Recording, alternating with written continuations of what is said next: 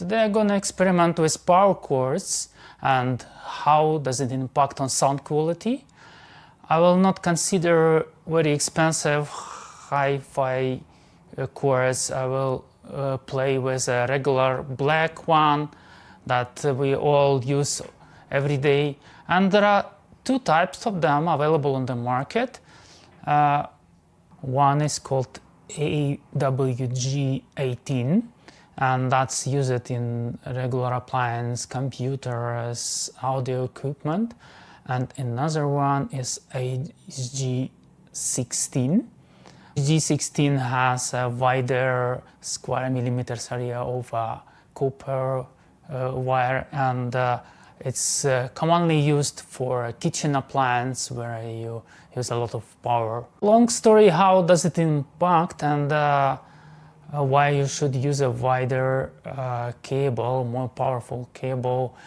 My first experience with it, and I really was shocked when I replaced the power cord of my Marantz power amplifier with a hi-fi one, and I really could feel the difference. The second experiment I did last week at my friend's place. He's got AirPulse 300 speakers, which from the box have this AWG18 cable, and we just replace it with this more powerful cable. And even that guy, the owner of the speaker, he usually cannot hear much difference in between components, but he could hear the difference.